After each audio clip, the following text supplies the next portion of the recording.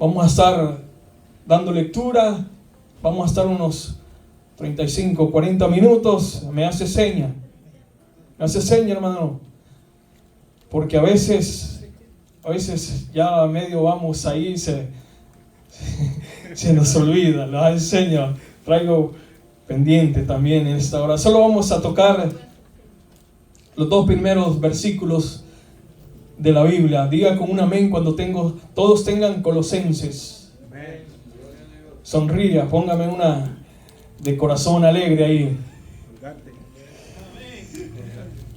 Dice el proverbio, esa es la Colgate, el Proverbios 15:13, el corazón alegre hermosea nuestro rostro, mas por el dolor del corazón el espíritu se abate. Sonría, que así no me va a dar ganas de bajarme de aquí y salir corriendo. Todos tienen la carta de Colosenses. Iglesia, vamos a empezar la carta a los Colosenses. Amén. Diga con un amén cuando todos la tengan. Diga con un amén cuando todos la tengan, iglesia. Así, ansina es. Así me gusta, está despierto, está conmigo. No se me vaya a dormir, no me vaya a pescar. Que si lo duermo aquí tengo agua para tirarle de aquí. Y más con este frío, muchos están pidiendo la calefacción ahorita. Si está muy frío, piden calefacción. Y si está muy caliente, piden el aire acondicionado. Amén. El ser humano nunca va a estar bien. Frío, caliente, siempre va a estar ahí con muchas cosas. Leemos la palabra honrando al Padre, al Hijo y a su Santo Espíritu. Y a la letra dice, todos juntos, iglesia, vamos a leer los primeros 2 versículos de la carta de Colosenses, capítulo 1, versículo 1 y el 2. Dice, leemos la palabra honrando al Padre, al Hijo y a su Santo Espíritu. Y a la letra dice, como dice, iglesia, apóstol de Jesucristo por la voluntad de Dios y el hermano Timoteo, a los santos y fieles hermanos en Cristo que están en Colosas, gracia y paz sean a vosotros de Dios nuestro Padre y del Señor Jesucristo, nombre que es sobre todo nombre. Damos gracias a Dios Padre porque nos ha dado a su Hijo unigénito, a Jesucristo, a Jesús y a su Santo Espíritu. Como dijo nuestro pastor, que sin el Espíritu Santo de Dios no podemos hacer nada. Necesitamos al Espíritu Santo en nuestras vidas. Aleluya. Iglesia, saludamos con gozo y con alegría a todos aquellos que nos van a ver. Por cierto, hay muchas, como dijo el pastor, hay muchas personas que nos ven, iglesia. Hay enseñanzas o prédica aún de nosotros que estamos aprendiendo. Nosotros vamos aprendiendo, yo estoy aprendiendo cada día, vengo y aprendo de la palabra, aprendo del pastor, aprendo del hermano Enrique, aprendo de cada uno de ustedes, hermanos. Porque yo no es que me la sé toda, iglesia, yo voy aprendiendo. Yo creo que hay personas que lo hacen mejor que mí.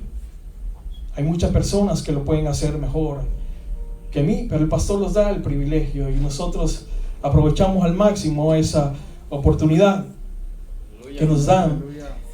Pero lo que le quiero decir, iglesia, es que a pesar de nosotros vamos aprendiendo, cada día hay muchas visitas de las enseñanzas, de las prédicas que se suben a YouTube. Y Dios bendiga a cada uno, de cada persona, aquellos que los miran, que se alimentan de la palabra, del mensaje, de las enseñanzas que se dan en Iglesia Revelación Eterna. Dios bendiga a cada uno aquellos que las escuchan, y ese es un motivo de alegría, de gozo, compartir la palabra, porque para eso hemos sido llamados, iglesia, para eso hemos sido llamados cada uno de nosotros.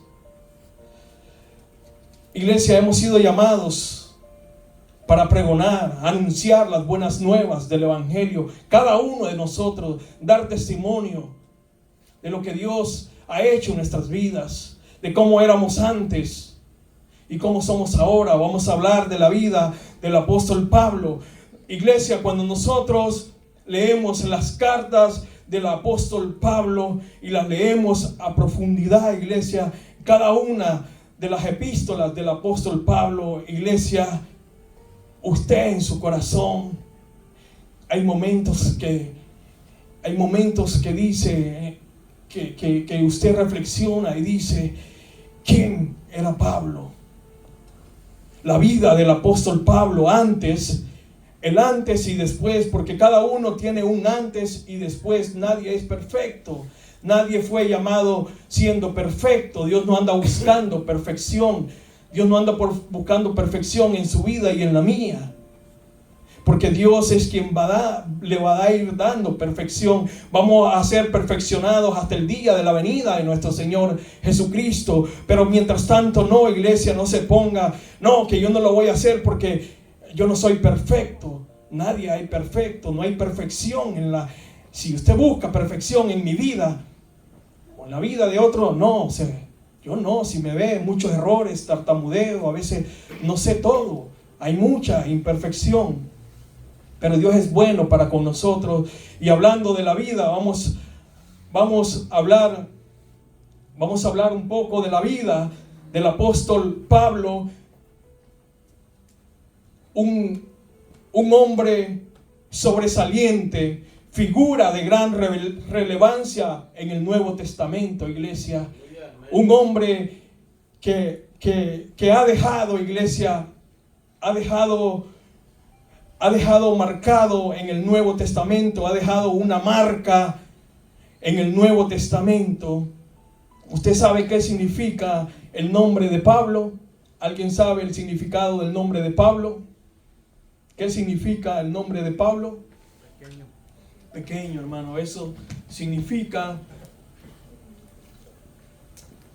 el nombre del apóstol Pablo, pequeño.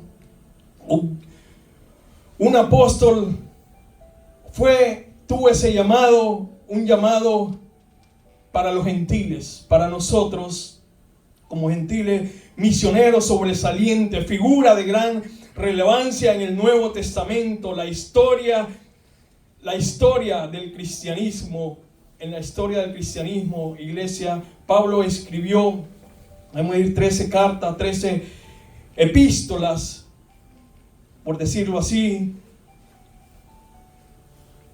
La vida del apóstol Pablo antes del llamado, antes del llamado, iglesia, antes del llamado que Dios le hizo. ¿Quién era Pablo?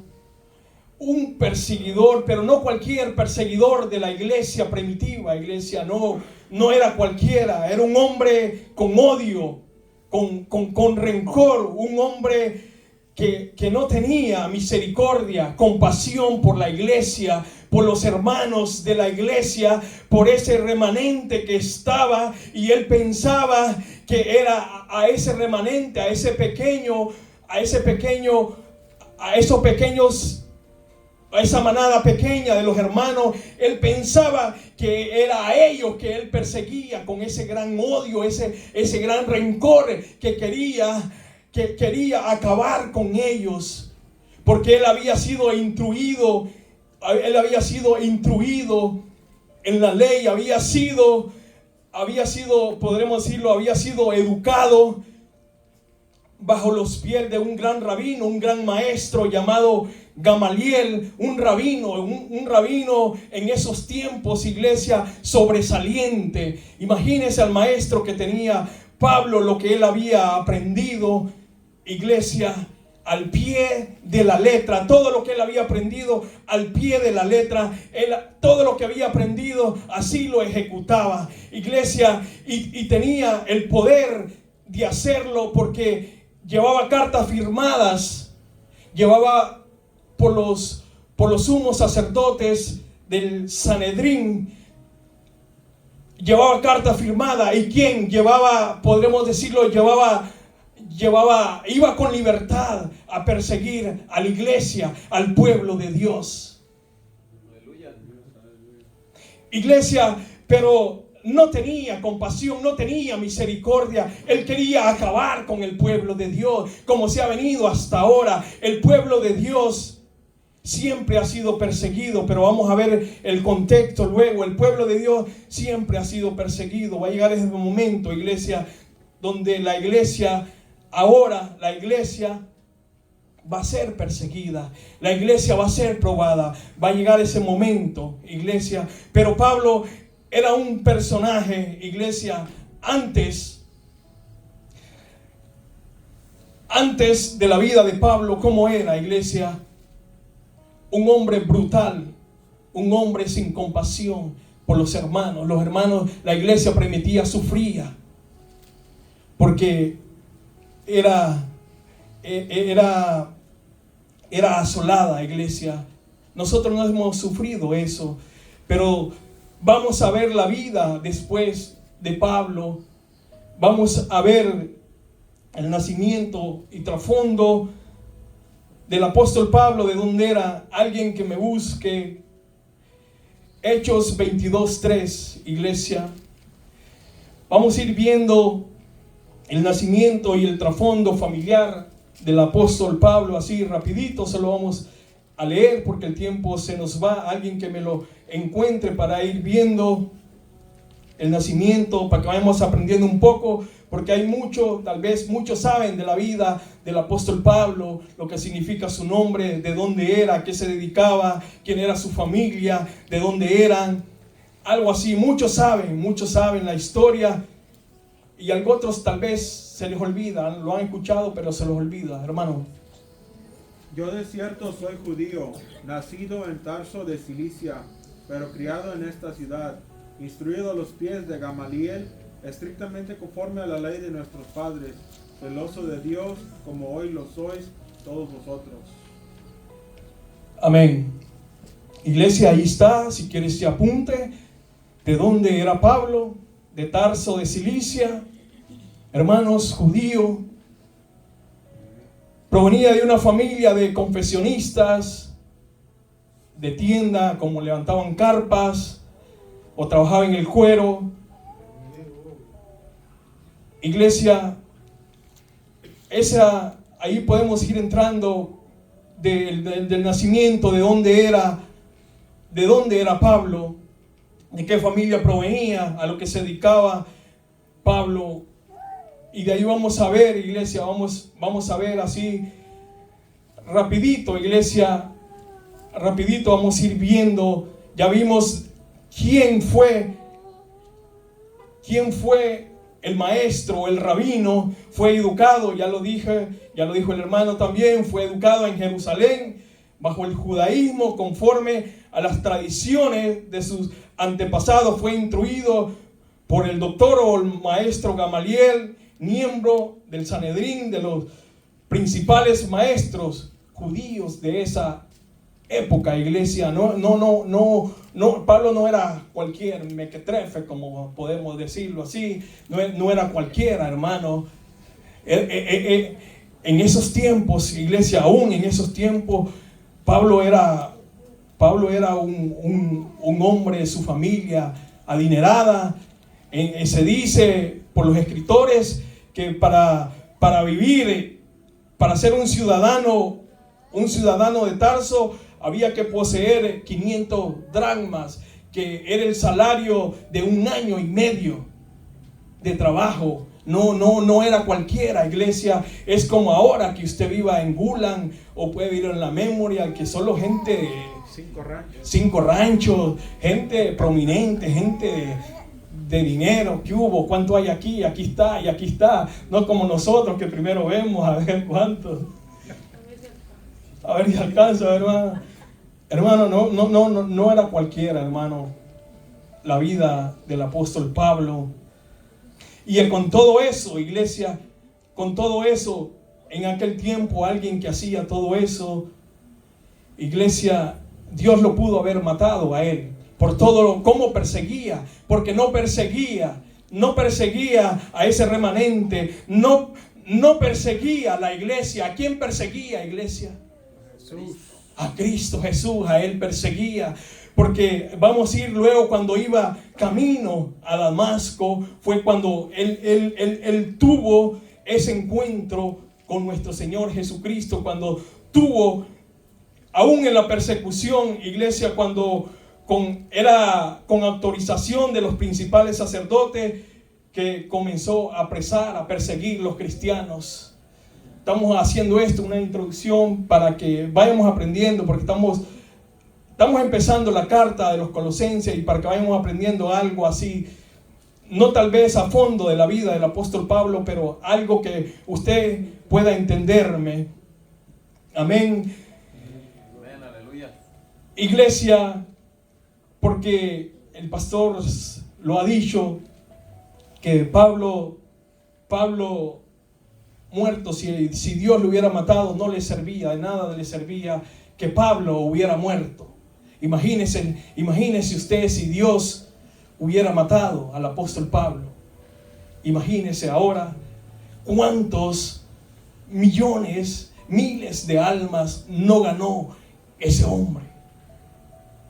Cuánto no ha dejado marcado en las epístolas, iglesia, esas epístolas tan ricas de conocimiento, donde nosotros aprendemos, iglesia. Todo eso se hubiera perdido si Dios hubiera matado al apóstol Pablo por ser un perseguidor de la iglesia, porque iglesia no andaba con compasión, los arrastraba, los mataba. Él no tenía, porque creía que lo hacía en nombre de Dios, pero él estaba equivocado. Estaba en el lado equivocado. Era un hombre que se entregaba, iglesia. Era un hombre, por eso dice ahí fiel. Era un hombre fiel, iglesia, a la religión de él. Pastor, ¿podría decirnos, hermano, quién fue la persona encargada de establecer esa misión y después una iglesia? Si fue Pablo o fue alguien más, porque como es una epístola de él, pero es muy importante que el oyente sepa, ¿verdad?, quién fue, por así decirlo, el misionero, el evangelista, el fundador de la iglesia allí en Colosas, que está pues en el territorio de Turquía, ¿verdad? Es muy importante que Pablo no fue el fundador de esa iglesia, sino que ahí se menciona que Epafrodito escuchó a Pablo en Éfeso y luego se fue a Colosas y le llevó el mensaje. Mire qué bonito, ¿verdad? amén. Que escuchemos la palabra en cierto lugar y que vayamos a otro lugar a hablarles a la gente que no ha oído y establecer ahí una iglesia. Lo que me llama mucho la atención, y quiero pues expresarlo en este comentario, hermano, es que el meollo o el centro de esta carta gira en dirección a Cristo. Amén. Porque Pablo había oído de Epafrodito cómo la iglesia estaba levantándose, pero luego vinieron, vamos a decir, personas de diferentes extractos con diferentes creencias y formaron como un tipo de sincretismo. Amén. Y quisieron mezclar a Cristo, el evangelio, con el sincretismo. ¿Qué es el sincretismo, hermano? Es, vamos a decir, filosofía griega mezclada con paganismo y tradiciones judías, hermano. Era una mezcla de creencia. Ahí tenemos a los estoicos, epicúreos, los escépticos, los paganos y la filosofía griega. Por eso Pablo, si usted puede ver, que pone a Cristo como el centro de todo. Amén. Dice, todo sin Cristo es nada. Y nada con Cristo es todo. O sea, si yo tengo a Cristo, lo tengo todo. Amén. Y si lo tengo todo y no tengo a Cristo, no tengo nada. Pero el sincretismo es el enfoque aquí de Pablo, que está refutando el sincretismo, que son las filosofías griegas, que es la idolatría, que es el paganismo, que es los epicúreos, el escepticismo, hermano, que todo tiene que ver con creencias de los paganos, el paganismo y aún fábulas judías, hermano.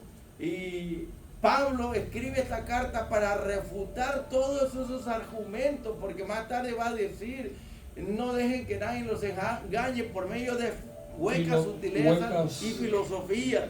Y como el centro del mensaje de esta carta es Cristo. Amén. Dice que por Cristo fueron criadas todas las cosas. Porque las tradiciones judías decían que a través de una escalera de ángeles, como le caminó Jacob allá en Génesis, es que podía ascenderse y llegar a Dios.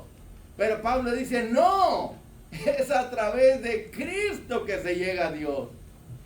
Y otros decían que era a través de la filosofía griega, la sabiduría, como el escepticismo, los epicúreos, que era su forma de ver el cosmos, de ver la vida, que a través de su conocimiento ellos podían ser ascendidos y acercarse al Creador. Pero Pablo está diciendo, no, aquí el grande, el más importante es Cristo, porque por Él fueron creadas todas las cosas que están en los cielos, en la tierra, ¿verdad? Dice, sean principados, sean potestades, sean ángeles, hermano, si usted lee la carta se va a dar cuenta que Pablo mantiene siempre, ¿verdad?, como centro de todo a Cristo, porque él está diciendo que todo sin Cristo es nada, pero con Cristo, ¿verdad?, aunque no tengas nada, lo tienes todo. Amén. Y ese es el punto principal. Al leer esta carta y toda la Biblia, siempre hay que buscar al personaje central. El personaje central de Génesis, Apocalipsis, hay un cordón rojo que es la línea por donde va pasando el personaje de Jesucristo en toda la Biblia. Cada libro de la Biblia va a representar a Cristo de diferente forma, de diferente manera. Y aquí Pablo está diciendo que Cristo estamos completos en Él. Y que Él es el todo en todo. Que si tenemos a Cristo, lo tenemos todo. Si no lo tenemos a Él, no tenemos nada, hermano. Y lo presenta como el creador del universo, hermano. Amén. Lo presenta como aquel que canceló el acta de los decretos, como el Cordero que quita el pecado del mundo. O sea, que la iglesia tiene que aprender de Pablo, que el enfoque, hermano, de todo lo que se hace y se enseña, se predica en una iglesia, tiene que ser cristocéntrico. Si no es así, se desvía la atención y la iglesia se pierde, habla de todo menos de Cristo. Y esa es una blasfemia, es un insulto a la persona de Cristo, porque Él no es ni querubín, ni serafín, ni arcángel, ni ángel. No, Él es el creador del universo. Así que, hermano, tengamos en cuenta leer esta carta, que aquí usted y yo vamos a buscar quién es Jesucristo, porque en Él yo estoy completo. No es Cristo más el sábado, no es Cristo más la filosofía griega, no es Cristo más la sabiduría humana, no es Cristo más las tradiciones, no es Cristo más esto, más lo otro, más aquello. No, porque Pablo dice, guarda los días y guardas esto y aquello, pero si no te enfocas en Cristo, todo lo demás es basura. Por eso Pablo mismo lo dice ahí, ¿verdad? Que todo lo tiene como estiércol, como basura, con tal de que Cristo sea el centro en su vida. Gracias, hermano. Amén, iglesia, es el enfoque. Nosotros, iglesia, sabemos que cuando venimos a la iglesia donde andamos, siempre la honra y la gloria para nuestro Señor Jesucristo. A Él la alabanza, la adoración por los siglos de los siglos. El enfoque principal es nuestro Señor Jesucristo. Si no estás nuestro Señor Jesucristo, iglesia, estamos perdidos. Cristo es todo y en todo en nuestras vidas. Todo lo que hacemos lo movemos por su gracia, por su misericordia. Iglesia, y dice Pablo, apóstol enviado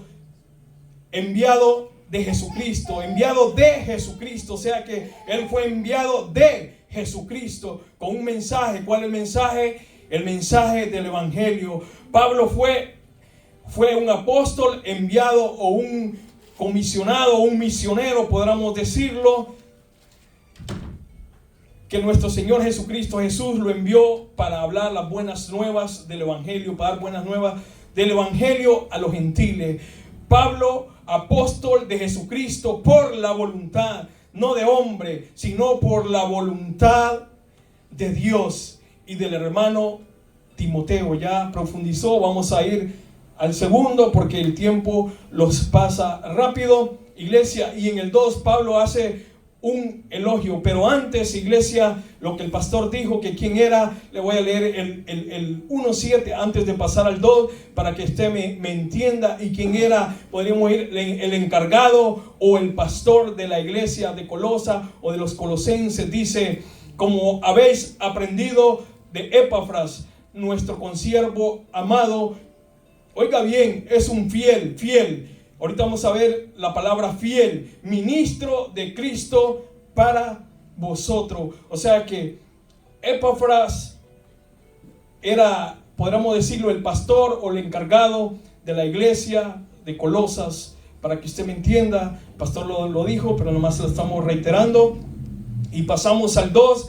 Dice: a los santos y fieles hermanos en Cristo que están en la iglesia, que están en Colosas.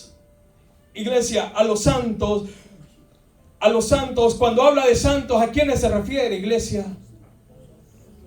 A los cristianos, los creyentes. A los creyentes, a los santos.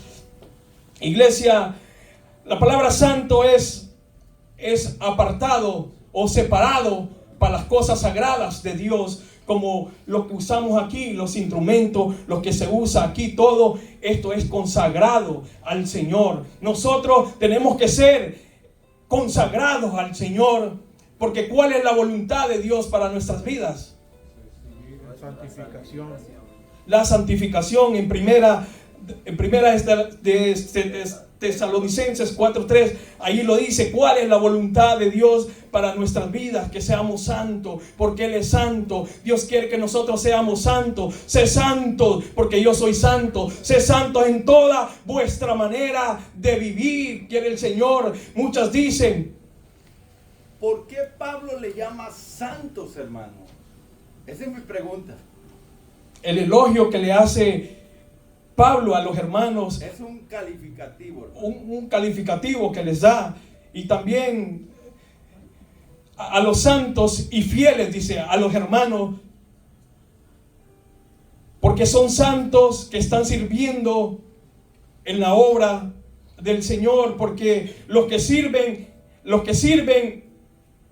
están sirviendo al Señor en la casa del Señor son los sacerdotes, que tienen que ser santos, porque fuimos llamados sacerdocio santo para servir en la casa del Señor. Nosotros tenemos que santificarnos para el trabajo del Señor. Hemos sido apartados para el Señor, hemos sido consagrados, apartados del mundo para ser santos y servirle al Señor. No sé si me explico Bueno, el antónimo funciona aquí muy bien, hermano. ¿Qué es el antónimo de santo, hermano? Antes de ser santos, ¿qué éramos? Inmundos, sucios, éramos pecadores. Sin Cristo éramos ¿qué? Inmundos, pecadores. Pero cuando nos arrepentimos, venimos a Cristo, Él nos lava y nos limpia con su sangre y pasamos a ser limpios, puros, santos. Cambia nuestro estatus. Entonces, volvamos un poquito atrás. ¿Qué éramos sin Él? Pecadores. Nosotros ya no somos pecadores, hermano. La Biblia nos llama justos y nos llama santos y nos califica como hijos de Dios diferentes, hermano. Es muy importante entonces que los santos son los que Jesús ha lavado y limpiado en su sangre, son los que Él ha redimido, los que Él ha salvado, los que Él ha limpiado con su sangre. La sangre de Cristo es la que nos santifica, y porque nos santificó ahora pasamos a ser santos. Quiere decir, ¿verdad? Limpio, puro, dedicado, consagrado delante de Dios. Dios nos mira como santos, como justos. Todo gracias a Jesucristo. Amén. Cuando yo oigo que dice, yo soy un vil pecador. No, si tú eres cristiano no eres un vil pecador. Tú eres un santo. Tú eres un justo. Tú eres un hijo de Dios. ¿Y cuántos cualificativos nos da la Biblia? No son elogios, hermano, son calificativos. Porque es un cambio de estatus. Entonces, lo opuesto a santo ya saben que es pecador, ¿ok? Pero ahora ya no somos pecadores, somos santos, somos justos, somos hijos de Dios. Todo gracias a Jesucristo. Hay una palabra en griego, hermano, que se los voy a decir de una vez ya que tengo la oportunidad. Miren, la palabra eclesía, que viene del griego, significa los que son llamados fuera de, para ingresar a un estatus nuevo. En otras palabras, iglesia significa que es el grupo de personas que ha salido fuera del mundo, del pecado, de la maldad, para ser introducida en el reino de Dios, ser introducida a una comunidad santa, separada. ¿Entiende eso? Entonces, amén, la iglesia somos nosotros los cristianos. Pero ¿de dónde viene esa palabra del griego? Eclesía. Los llamados fuera del mundo, fuera del pecado, fuera de la maldad, para ser introducidos en el reino de Dios, introducidos en el grupo que compone o que es la iglesia de Cristo. Porque aquí se habla de iglesia, pero muchas veces se nos pasa por alto dar el significado original en el griego, eclesía, y lo que esta significa, ¿verdad? Amén. Por eso decimos que la iglesia no son las cuatro paredes, la iglesia somos nosotros. Pero si yo soy iglesia, significa que yo soy uno que Dios ha llamado de allá, de la maldad del pecado, nos ha llamado a salir fuera y venir a Cristo y llegar a ser santificados, justos y santos y hijos de Dios. Entonces ahora yo soy ya parte de esa comunidad, parte de ese grupo, parte de la iglesia que son los hijos de Dios. Gracias, hermano. Gracias, pastor. Amén. ¿Han entendido, iglesia? Apunte para que no se le olvide, porque yo a veces apunto también para que no se me olvide, a veces me olvida. Nos ha apartado para cumplir los propósitos de Dios, nos ha llamado a vivir y llevar una vida santa para servirle en la casa del Señor, porque tenemos que ser santos, iglesia.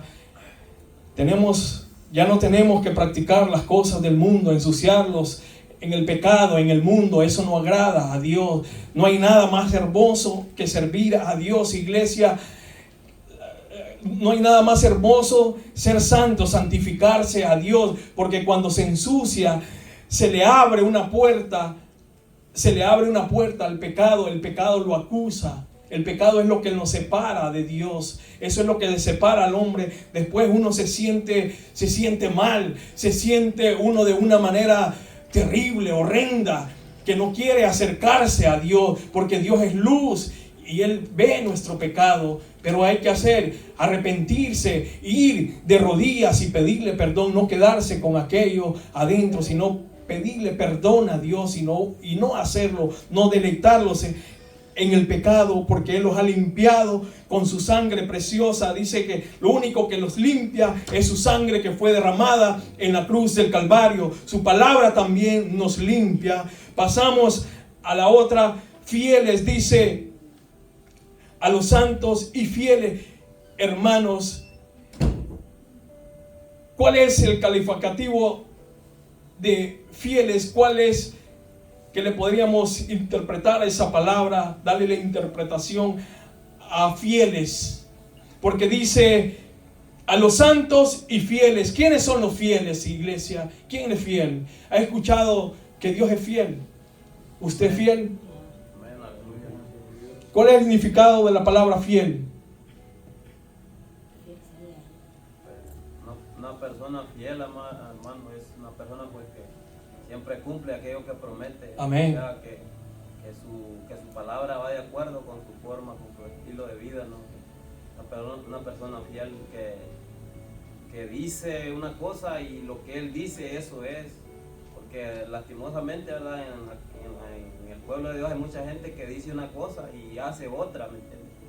Personas que pues se caracterizan como, porque decir una cosa y hacer otra es una persona que es una hipocresía, ¿verdad? Entonces uno como cristiano tiene que ser fiel. Cuando uno dice una palabra, uno tiene que cumplir eso que ha dicho, porque si no uno está convirtiendo en una palabra en una persona hipócrita. Amén, iglesia, aprendió. Tiene que ser fiel. lo que diga, cúmplalo, porque Dios, lo que Dios dice, Dios lo cumple. Si usted dice algo, cúmplalo, porque no vaya a decir que fue por error que lo hice, porque a quien Dios promete algo no tarde en cumplirlo, porque Dios no se complace en la insensatez, en los insensatos. Es mejor cumplirle a Dios y no decir que... Por eso cuando uno va a hablar, hay que hablar con sabiduría, pensar antes de hablar y luego no decirle al pastor llego a tal hora y le dijo esa palabra, o un hermano le dijo llego a tal hora y le dijo que iba a llegar a las 8, son las 9, son las 10 y usted no ha llegado. Iglesia, fieles es una persona confiable, aquella persona quien en usted deposita la confianza, o el pastor en quien ha depositado aquella confianza de sugerirle algo. Es ser confiable, es que sea firme en aquello, incondicional, ser leal, constante en el cumplimiento y en las obligaciones y en la promesa de lo que Él ha dicho. Entonces, iglesia, tiene que ser una persona leal, una persona confiable en lo que Él dice. Vamos a aprender algo de esto, iglesia, de que no vayamos a decir algo, que cuando nosotros digamos algo que vaya de acuerdo a lo que nosotros hemos hablado. Si yo digo algo que vaya de acuerdo a lo que yo he hablado, que después no lo estemos excusando, porque como cristianos nosotros tenemos que dar el ejemplo hacia los demás. Dice, a los santos y fieles hermanos, el calificativo que le da a iglesia, porque eran unos hermanos santos, fieles en Cristo, que están en la iglesia en Colosas.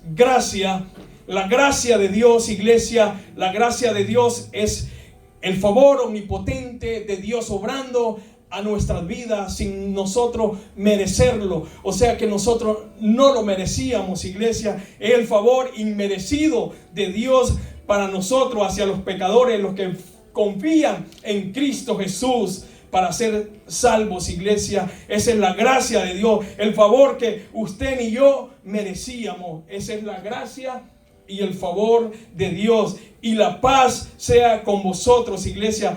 Esa paz es la sensación de bienestar en las condiciones correspondientes que una persona disfruta por tener una relación correcta con Dios. Iglesia, esa es una paz interior que nosotros solo la vamos a experimentar cuando tengamos a Cristo Jesús en nuestras vidas. Cuando usted va a experimentar esa paz, cuando usted va a acostarse, va a dormirse, va al trabajo, que experimenta esa paz porque usted tiene a nuestro Señor Jesucristo, una paz interior, pero también está esa paz exterior.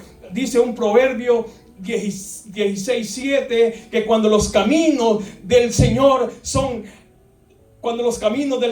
agradables a Dios, aún con sus enemigos lo hace estar en paz. O sea que también podemos decir que es una paz también interior. Cuando usted no está en pleito, en contienda con el hermano, con lo otro, en el trabajo, usted está en paz, usted está en armonía con los demás. También podemos decirlo que esa es una paz de nuestro Dios, que solo la vamos a experimentar en nuestro Señor Jesucristo. Cuando experimentamos el perdón, iglesia, también no lo podemos hacer por nosotros mismos,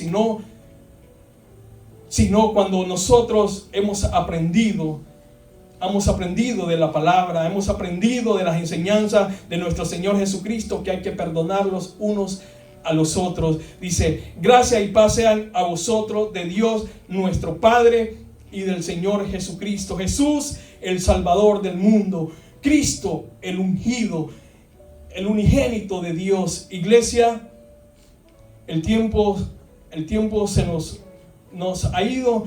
Espero, iglesia, no sé, pastor, si usted tenía algo más que agregar por el tiempo que estamos cortos, si tiene algo que decir, iglesia. Claro que sí, hermano, está muy interesante. Mire, cuando vamos a leer un versículo, tenemos que tener en cuenta por así decirlo, el hilo que lleva, el enfoque sobre lo que está hablando, que es el centro, el meollo de todo esto. Y como yo les dije al principio en el otro comentario, que es Cristo. Ahora, Pablo le llama a los cristianos mexicanos, de Colosas, ¿verdad? De Colosas. Mire, los califica como Santos y fieles. Pero note esa palabrita que enlaza todo esto. Siempre dice en. ¿En quién? En Cristo. Exacto, hermano. Somos santos y fieles En Cristo. en Cristo. Quiere decir que Dios nos ve a nosotros a través de la sangre de Cristo como personas santas y fieles. Ahora, la fidelidad se aplica muchas veces a las promesas de Dios y a Dios mismo. Cristo es el testigo fiel, Dios es fiel, su palabra es fiel, sus promesas son fieles. Fiel, cuando se da un calificativo que una persona es fiel, es aquella que está imitando a Dios. Amén. Aquella persona que vive de acuerdo a lo que cree, viene de fidelidad. Muchas veces se traduce como, ¿verdad? Fe o fiel o fidelidad, que es un fruto del Espíritu Santo. Pero aquí el punto importante es que Dios mismo nos califica como santos y fieles en Cristo. Quiere decir que no es algo que yo produzco, que yo gané, que yo logré, que yo alcancé. Es algo que me viene por creer en Cristo, que Dios me santifica, me mira como un santo, me mira como un fiel, como un creyente. Muchas veces cuando se dice fieles, está hablando de creyentes en Cristo, hermanos. No vaya a pensar que siempre se está refiriendo a una persona en lo que hace, sino que está hablando como una posición. Por ejemplo, ser hijo de Dios es una posición que Dios nos da en Cristo Jesús. Nadie se gana, ¿verdad?, ese mérito, porque dice que aquellos los que recibimos a Cristo, Él nos hace, nos da la autoridad, el derecho de ser llamados, ¿qué? Pero ¿quién lo hace, hermano? Quiere decir que Cristo nos da la posición de fieles. Se usa la palabra fiel para creyentes en Cristo Jesús, ¿ok? Por eso Pablo le está hablando ahí de algo que ellos reciben de parte de Dios a través de Cristo, ¿ok? No es algo que ellos se lo ganaron. Ellos no llegaron a ser santos por sí mismos, por buenas obras. No, hermano. No llegaron a ser fieles en Cristo por sus propias obras. No, es porque su fe, su creencia en Cristo. Pero aquí fieles se está refiriendo a cristianos, a creyentes en Cristo. No es algo que ellos se les denomina así, los clasifica así Dios o los califica así el Señor por su fidelidad o porque son fieles. Porque cuando se usa la palabra fiel referente al matrimonio, quiere decir que hay un pacto entre dos personas. Y cuando los dos cumplen, entonces se dice que son leales, que son fieles. Ahora en Cristo tenemos un pacto con Dios. Y Dios nos mira a través de ese pacto y por eso nos llama fieles y santos. Por el pacto que tenemos con Dios a través de Cristo. Pero todo nos viene por medio de Cristo, ¿ok? Cuando habla de santidad y de fidelidad, quiere decir que hay un pacto de por medio. Y que alguien es el intermediario, es el abogado, el intercesor, es el puente, el que nos une a Dios.